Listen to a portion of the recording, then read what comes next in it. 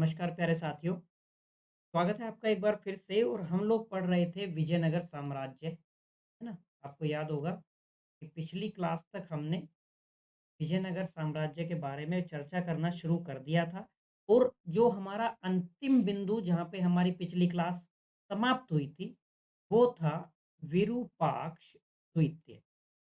कौन था वो? विरूपाक्ष सेकंड था, जिनका जो टाइम पीरियड था वो 1465 से लेके 85 तक का था। बातें स्पष्ट हैं? आज हम उससे आगे बात करते हैं, यानी कि हमने जो पहला वंश था, उसके बारे में हमने बात कर ली थी। आज हमें सालुव वंश के बारे में बात करनी है, यानी कि हमने संगम वंश पढ़ लिया था। आज हम बात करेंगे सालुव वंश के बारे में, ठीक है? तो सालुव वंश का टाइम टाइम पीरियड कब से कब तक है? तो 1485 से 1505 तक का है। याद रखिएगा आप ये बात, ठीक है? चलिए, तो सालुव नरसिंह जो संस्थापक थे, उनके बारे में बात करें, है ना? यानी कि ये एक तरीके से जैसे मैंने आपको बताया था कि ये ऐसा पहली बार हो रहा था विजयनगर साम्राज्य में कि पहली बार किसी राज सिंहासन को बलात् हथियाने का प्रयास किया गया था और उसमें सफलता भी प्राप्त हुई थी।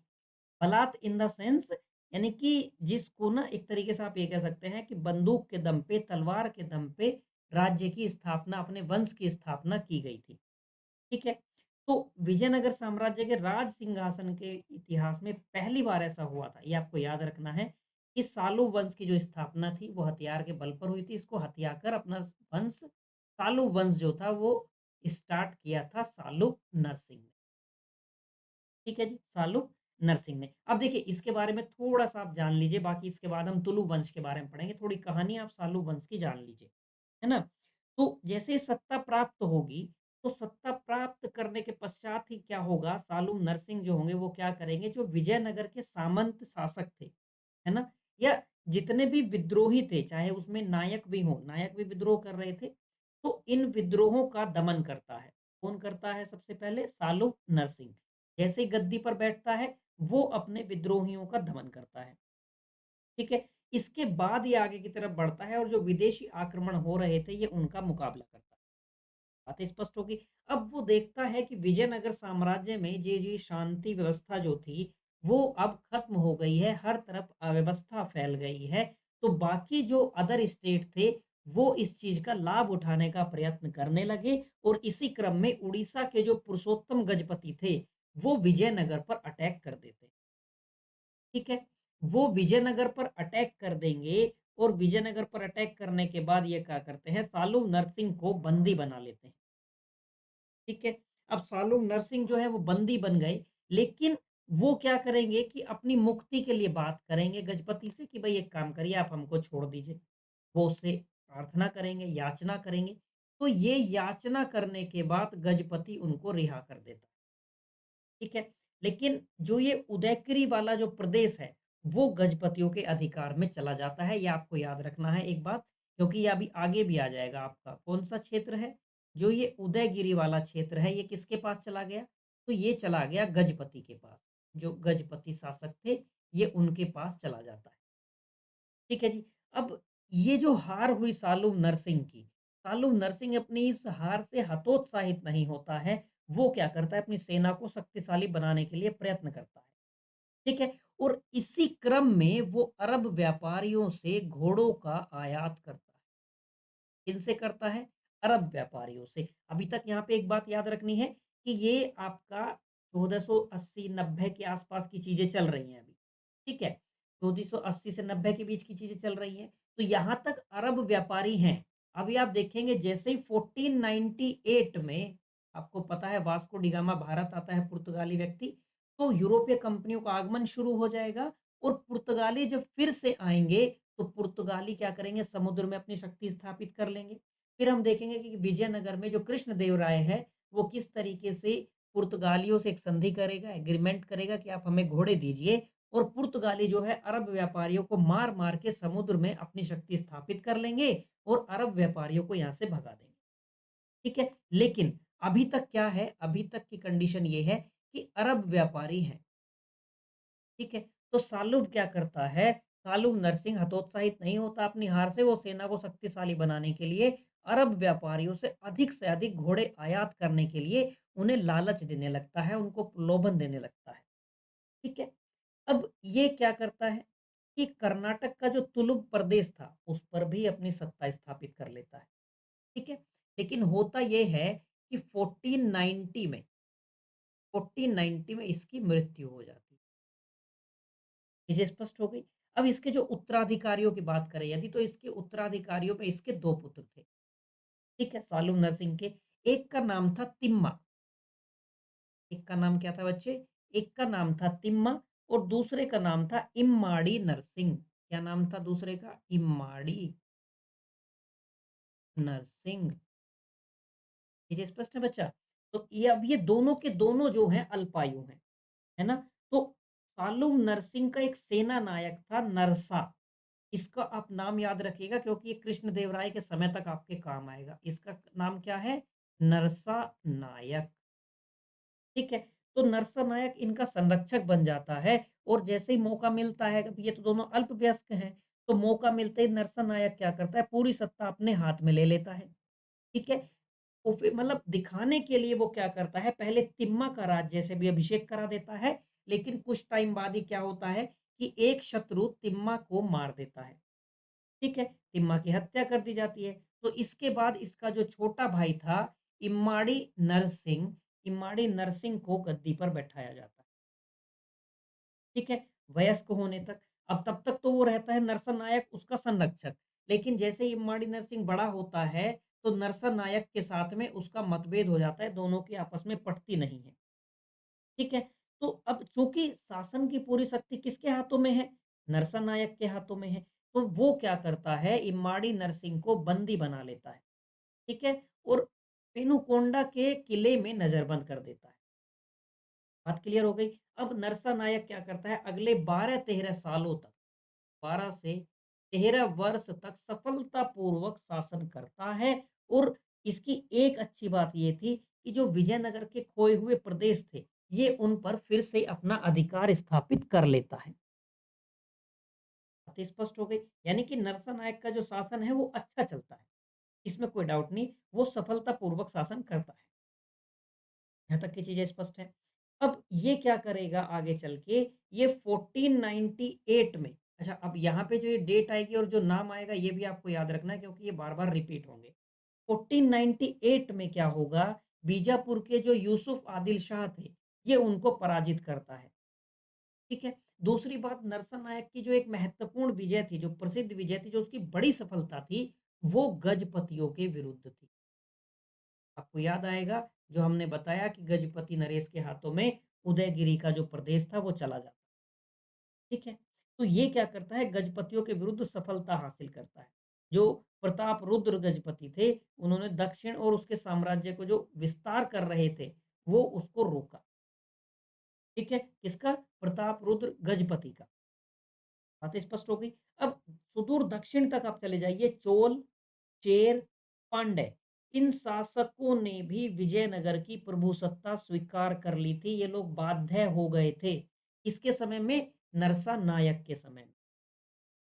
बात स्पष्ट हो गई? इसी तरीके से ये क्या करता है, जो बीदर का कासिम बरीद था, जिसके बारे में हमने पिछली क्लासेस में बात की है, इसके साथ भी ये रायचूर दोआब के जो कुछ किले थे, उन पर अपना अधिकार कर लेता है।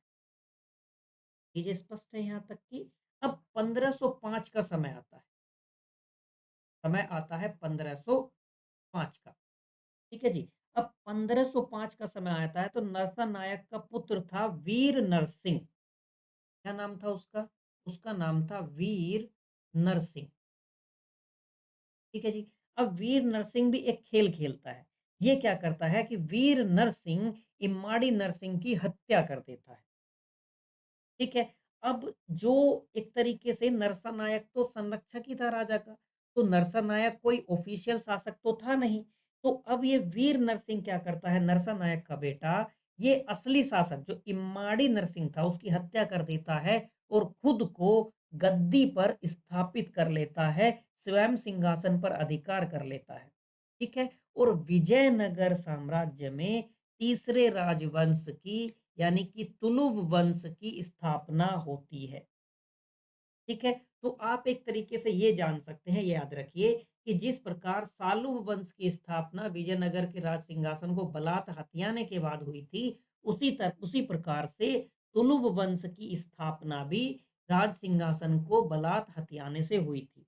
यानी कि ये द्वितीय बला प्रहार है, आप ये कह सकते हैं या आप कह सकते हैं विजयनगर साम्राज्य के राज सिंहासन का द्वितीय अपहरण है। चीज़ें स्पष्ट है यहाँ तक कि द्वितीय अपहरण है। अब बात करते हैं तुलुव वंश के बारे में। समय है 1505 से 1565 तक।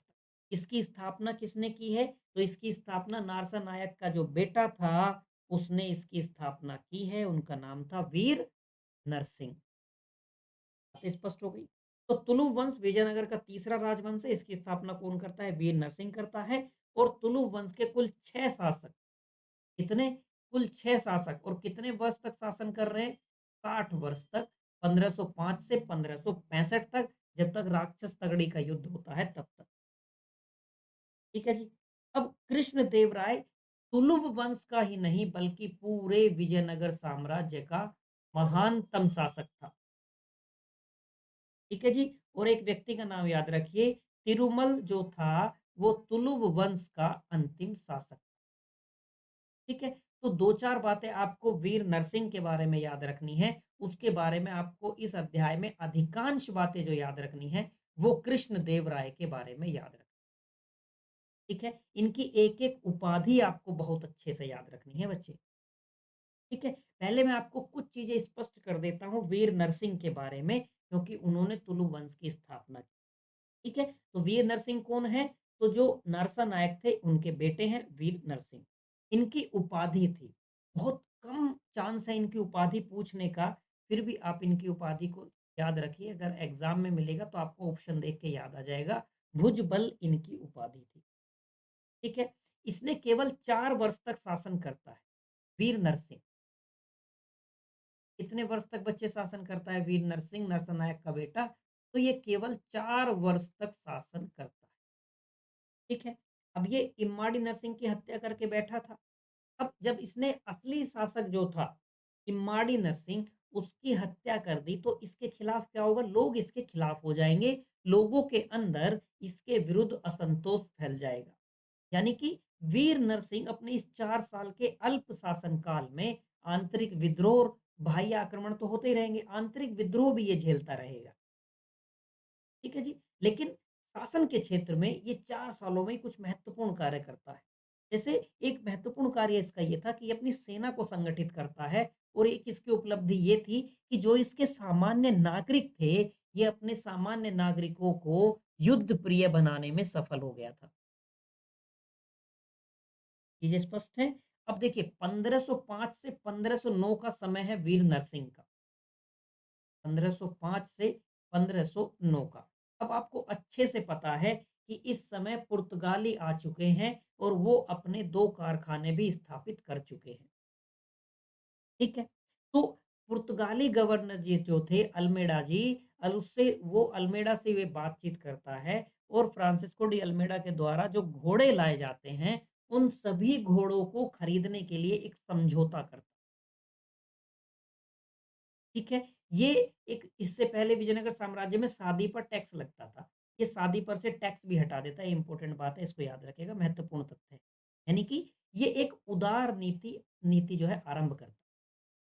ठीक है जी? अब 1509 में जब इसकी मृत्यु हो जाती है, तो इसके छोटे भाई साहब जिनका नाम है कृष्णदेव राय, ये गद्दी पर बैठते हैं, और इनका जो समय है वो 1509 से 1529 का है, यानी कि पूरे 20 साल।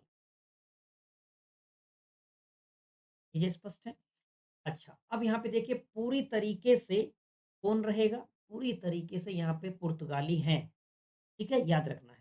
अब यहाँ पे यानी कि पुर्तगालियों का संबंध बार-बार आता रहेगा, संदर्भ पुर्तगालियों का हम लेते रहेंगे। तो इनकी उपाधि पहले जानिए, बहुत सारी उपाधि हैं और सारी महत्वपूर्ण हैं, और किसी न किसी परीक्षा में पूछी जा चुकी है, ठीक है? तो कृष्णदेव राय की क्या-क्या उपाधि हैं? आंध्र भोज है, अभिनव भोज है, आंध्र पितामह, यवन राज्य स्थापनाचार्य, ये कब लेते हैं हम आगे पढ़ेंगे, विष्णुचित्त है, और तेलुगु भोज है, ठीक है? तेलुगु भोज है। अब 1509 में गद्दी पर बैठता है, ठीक है? कृष्णदेव राय। होता क्या है कि जैसे बाबर जो है, बाबर अपनी आत्मकथा लिखता है बाबरनामा, है ना? तो बाबरनामा में वो जिन भारतीय राज्यों का उल्लेख करता है, उन भारतीय राज्यों में 5 मुस्लिम राज्य थे। 5 तो मुस्लिम राज्य थे। कौन-कौन से थे? एक बंगाल था जी, ठीक है? एक वो दिल्ली का ज़िक्र करता है, एक वो मालवा का ज़िक्र करता है। किसका ज़िक्र कर दिया उसने? बंगाल का, दिल्ली का, मालवा का, एक ज़िक्र वो अपनी में करता है, बहमनी का ज़िक्र करता है और एक करता है वो गुजरात का ज़िक्र, ठीक है? मुस्लिम राज्यों में। इसके अलावा 2 वो हिंदू राज्यों का भी ज़िक्र करता है। उन हिंदू राज्यों में मेवाड़ और विजयनगर, मेवाड़ और विजयनगर। तो ये आप याद रखिएगा, कई बार क्या होता है परीक्षक आपका ना टेस्ट करने के लिए बस पूछ लेता है, कि चलो ये इतना डीप में फैक्ट भी पूछ लेते हैं कि बाबर ने अपनी आत्मकथा में 5 मुस्लिम राज्यों का तो ज़िक्र किया है, वो पाँचों का नाम दे देगा, लेकिन आपसे पूछेगा किंतु 2 हिंदू राज्यों का भी नाम वो लेता है, तो कौन-कौन से हैं? ठीक है? और वो विजयनगर के जो शासक हैं कृष्णदेव राय, उनको तत्कालीन भारत का, ये आप याद रखिएगा, इस कब का? तत्कालीन भारत का सबसे शक्तिशाली शासक कहता है, किसको? कृष्णदेव राय को। कौन कहता है? बाबर। किसमें कहता है? अपनी आत्मकथा बाबरनामा में। बातें यहाँ तक की सारी स्पष्ट होंगी। ठीक है? वैसे भी हम अच्छे से जानते हैं कि कृष्णदेव राय का जो शासनकाल है, वो विजयनगर राज्य के ऐश्वर्य और शक्ति का एक तरीके से चरमोत्कर्ष था। है ना? वो अपने सुप्रीम पे थे, अपने सर्वोच्च पे थे। ठीक है? स्टार्टिंग में ज़रूर उन्होंने कठिनाइयों का सामना किया था, लेकिन जैसे ही धीरे-धीरे चीज़ें आगे बढ़ी, उन्होंने जैसे जो गजपति जो थे, है ना? उनका जो उदयगिरी के तटवर्ती क्षेत्रों पर अधिकार था, उन सबको वो वापस ले रहा है। ठीक है जी? माफ़ कीजिए। बेशक इस समय तक आते-आते क्या हुआ कि जो बहमनी राज्य है, बहमनी राज्य बेशक विभाजित हो गया। हमने पढ़ा ना बहमनी राज्य, तो बहमनी राज्य क्या होता है कि बेशक वो आगे चल के 5 राज्यों में विभाजित हो जाता है। लेकिन ये पाँचों के पाँचों शत्रु तो हैं। किसके शत्रु हैं ये? ये विजयनगर के शत्रु हैं, पाँचों के पाँच। ठीक है? ये सभी विजयनगर के शत्रु हैं।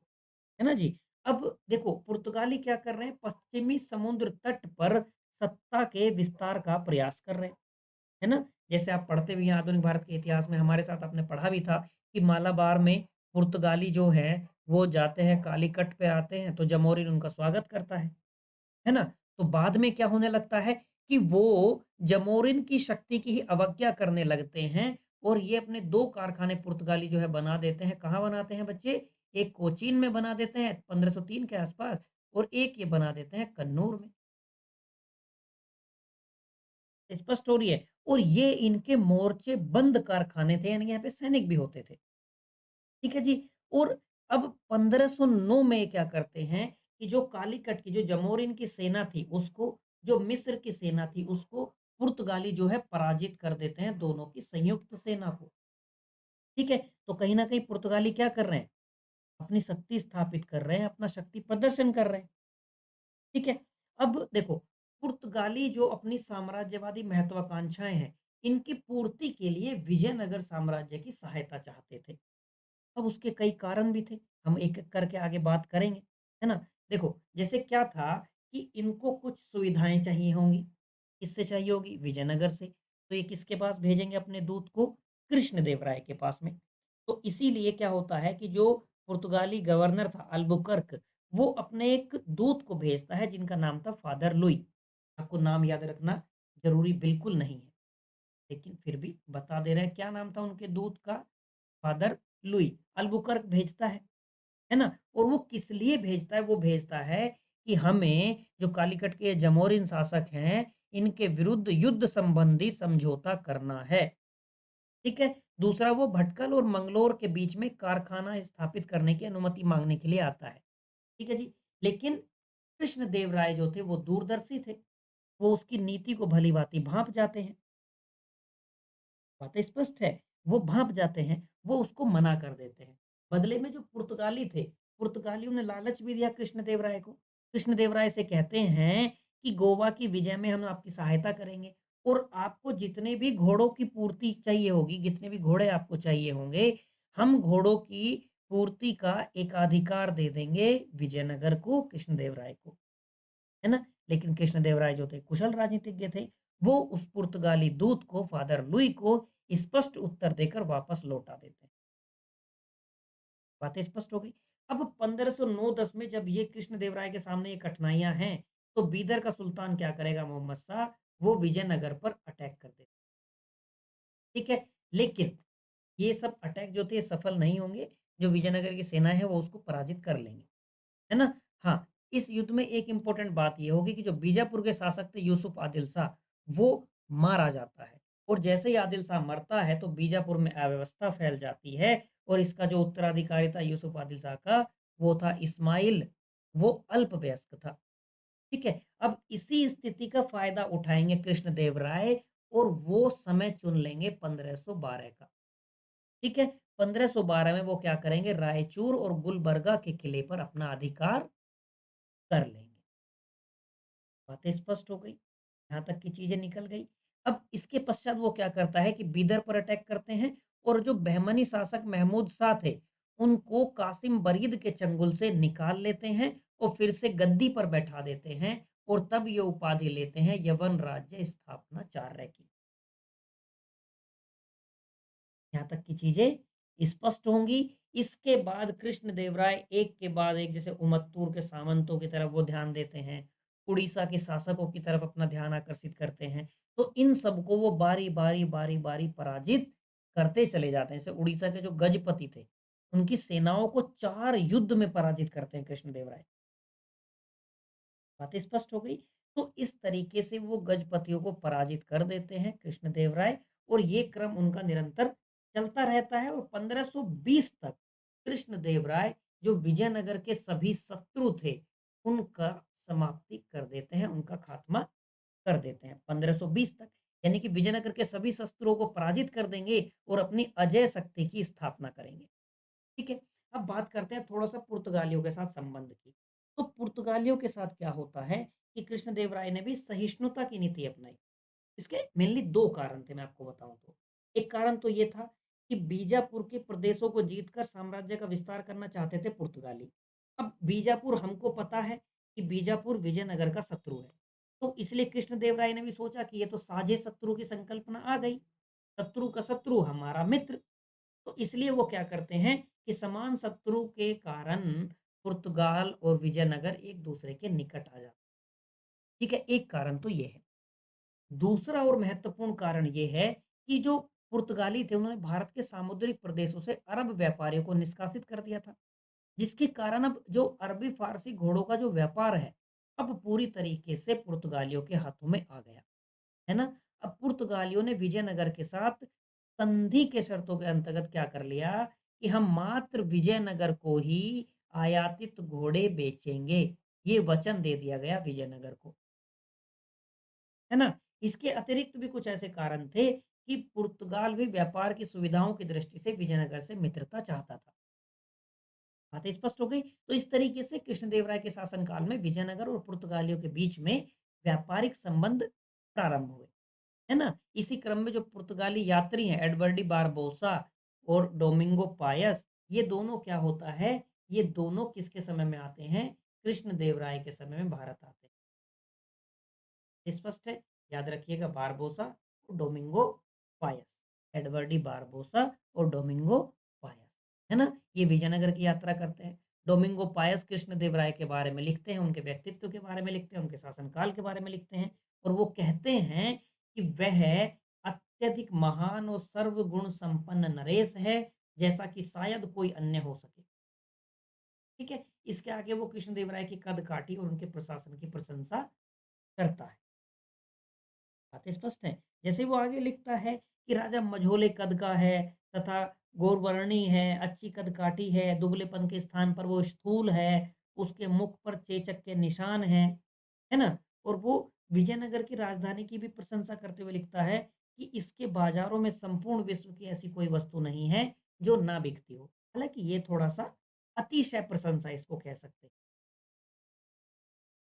बातें स्पष्ट है? इसी तरीके से आगे जैसे बारबोसा भी लिखता है, बारबोसा भी इसी तरीके का वर्णन करता है ना? जैसे बारबोसा क्या कहता है कि राज्य की यह आज्ञा थी, राजा की माफ़ कीजिए, राजा की यह आज्ञा थी। क्या आज्ञा थी राजा की?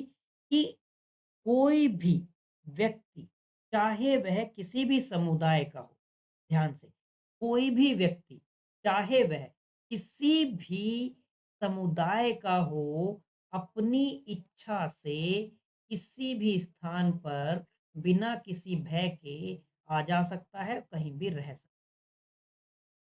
याद रखिएगा इस बात, ठीक है? अब जैसे हमने ये तमाम बातें की कि कृष्णदेव राय एक महान सेना नायक है, लेकिन वो एक सफल राजनीतिज्ञ और महान प्रशासक भी साबित हुए, है ना? एक बात याद रखिएगा कि व्यासराज जो थे उनके राजगुरु थे, है ना?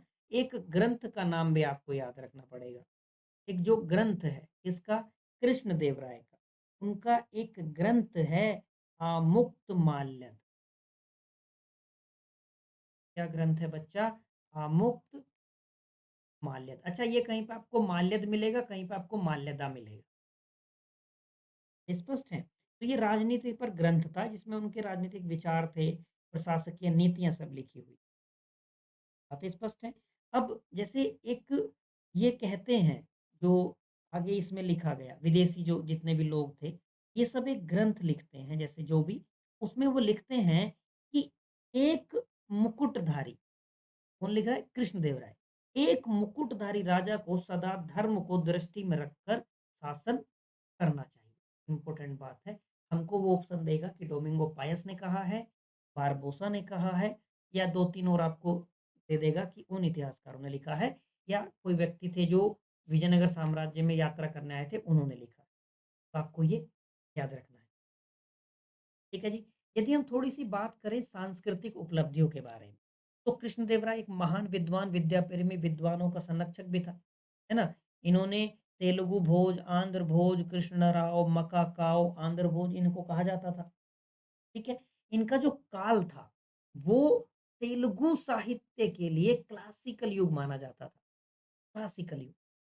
ठीक है? इनके दरबार में 8 महान विद्वान थे तेलुगु के, जिनको क्या कहा जाता था? जिनको अष्टदिग्गज कहा जाता था, याद रखना है आपको। क्या कहा जाता था? अष्टदिग्गज। और अष्टदिग्गज जो तेलुगु कवि थे, इनमें किसका स्थान सर्वप्रमुख था? तो पेड्डाना का स्थान सर्वप्रमुख था, आपको याद रखना है।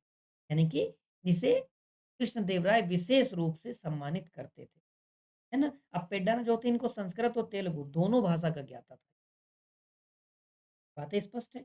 अब देखो, तेलुगु भाषा में इन्होंने आमुक्तमाल्यद लिख दिया, राजनीति पर एक ग्रंथ अभी बात की हमने, ठीक है? ऐसे ही ये लिखते हैं जाम्बवती कल्याणम, उषा परिण, इसकी भी रचना करते हैं। बातें स्पष्ट है। यदि कला के क्षेत्र में बात करेंगे हम, तो ये नागलपुर नगर की स्थापना भी करते हैं। इसकी स्थापना भी करते हैं बच्चे ये, नागलपुर नगर की। ये आपको याद रखनी है कुछ चीज़ें, है ना? जब कला के क्षेत्र में हम आ जाएँगे। ठीक है जी, नागलपुर नगर की। इसके अतिरिक्त ये क्या करते हैं, हासपेट नामक नगर भी बनवाते हैं। किसमें? अपनी पत्नी की याद में। क्या बनवाते हैं? हासपेट नामक नगर। ठीक है जी। एक इम्पोर्टेंट बात ये है कि ये चिदम्बरम मंदिर का निर्माण भी करवाते हैं। किसका निर्माण करवाते हैं ये? चिदम्बरम। और भी मंदिर इन्होंने बनवाए थे, जैसे हजारा मंदिर बनवाया, विट्ठल स्वामी मंदिर बनवाया। ठीक है? तो आप याद रखेंगे। क्या होता है कि 1529 में कृष्णदेव राय की मृत्यु हो जाती है। बारबोसा ने भी इनकी ना जो धार्मिक सहिष्णुता थी उसकी तारीफ़ की थी, काफ़ी प्रशंसा की। ठीक है? चलिए आगे बात करते हैं अच्युत देव राय के बारे में। 1529 से 42 तक का इनका शासन है। अब कृष्णदेव राय जब मरते हैं, तो मरने से पहले ये क्या करते हैं कि अपने चचेरे भाई अच्युत देव राय को अपना उत्तराधिकारी नियुक्त कर देते हैं।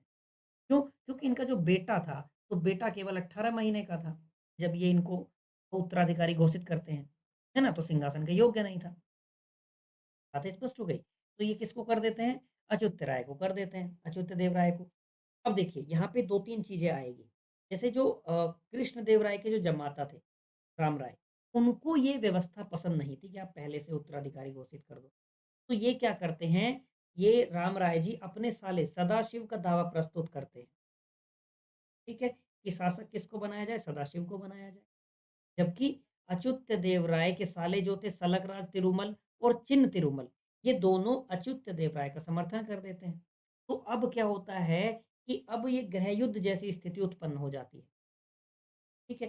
तो जो राम राय हैं, इनके प्रयत्नों को विफल करने के लिए अच्युत देव राय क्या करता है, युद्ध थोड़े बहुत होते हैं और अपना जो राज्याभिषेक है, वो 2 बार कराना पड़ता है। एक बार वो करते हैं पहला तिरुपति में, दूसरा कालाहस्ती में।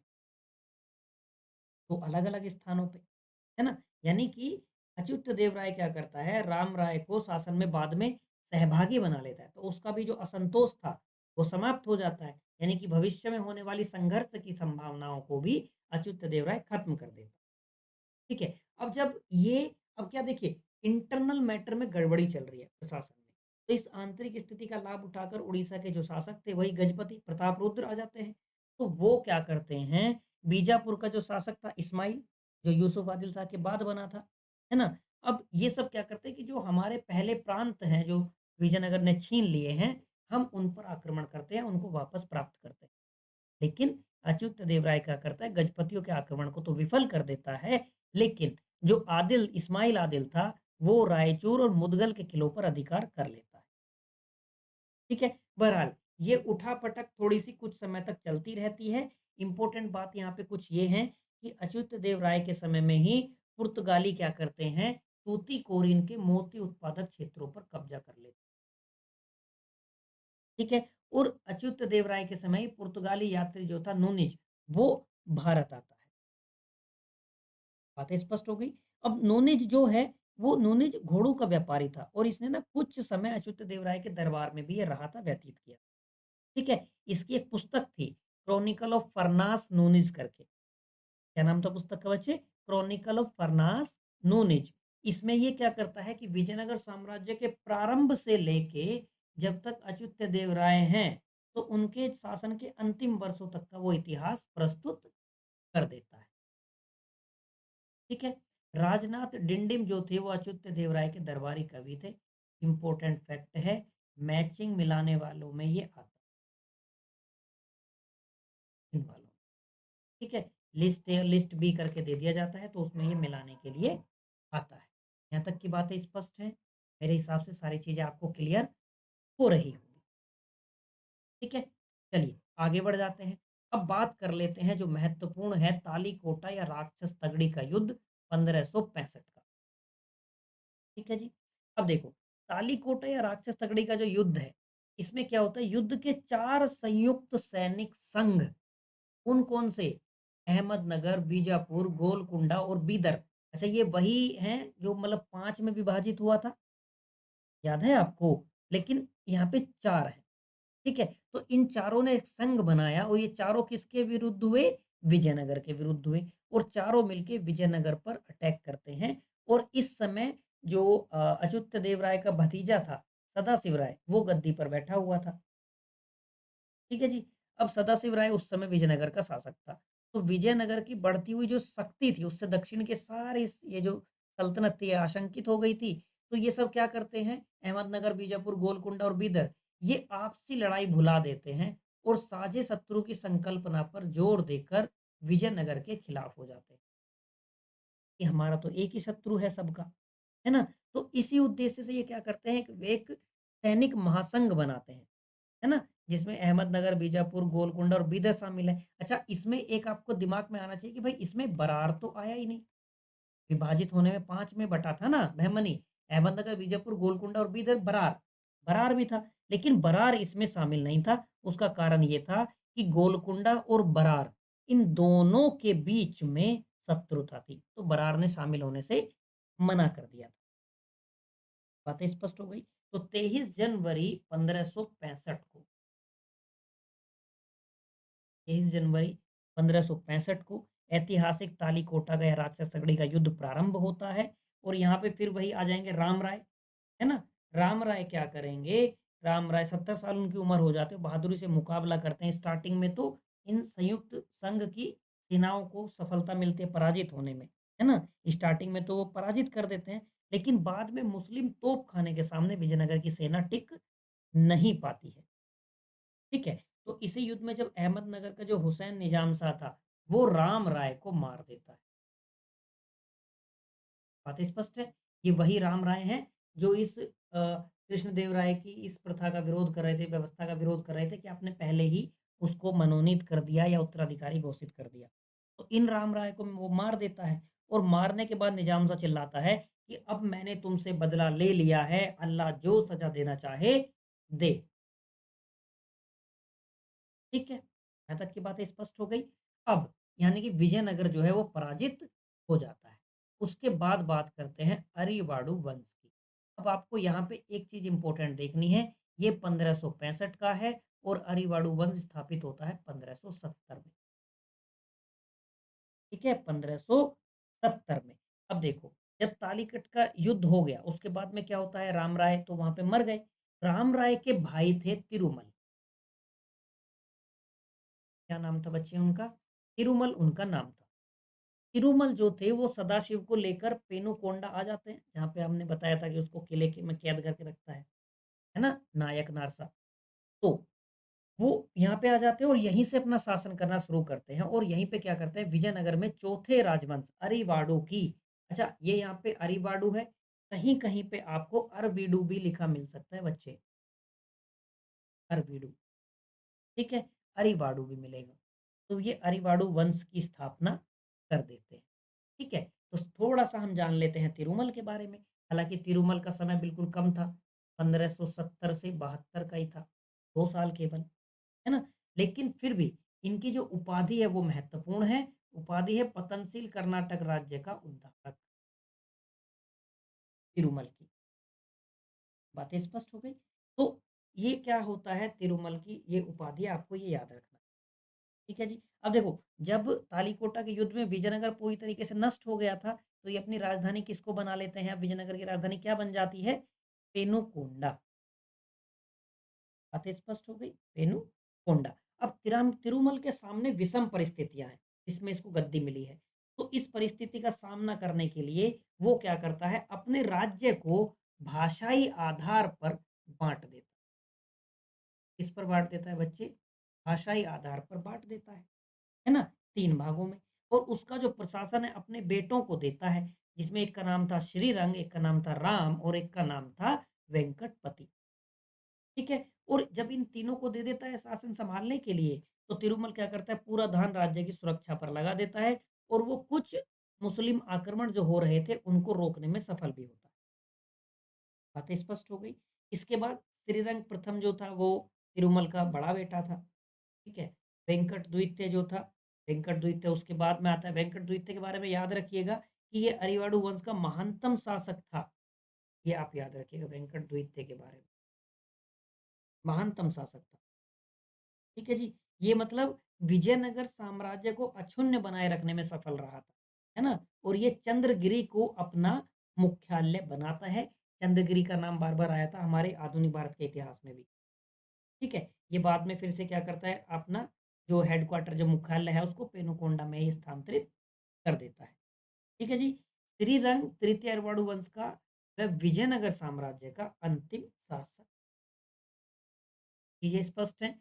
तो ये ओवरऑल विजयनगर साम्राज्य के बारे में बातें हैं। अब हमारे सामने एक चीज़ क्या रह जाएगी?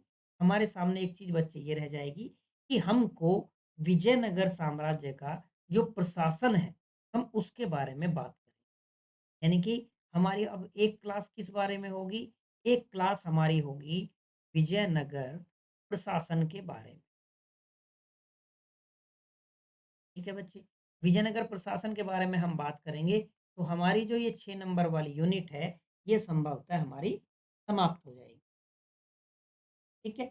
ये हमारी संभवतः यूनिट जो है वो समाप्त हो जाएगी और उसके बाद में हम किस तरफ बढ़ जाएँगे बच्चे? उसके बाद में हम बढ़ेंगे अपनी 7वीं यूनिट की तरफ, जो आपकी बुक में दी हुई है, सल्तनत कालीन संस्कृति। ठीक है? और इस संस्कृत कालीन संस्कृति में थोड़ी-सी चीज़ें हैं, बहुत थोड़ी-सी, उसके बाद में हम चले जाएँगे मुगलों की। ठीक है? थोड़ा-सा समर्थन दिखाइए आप लोग भी।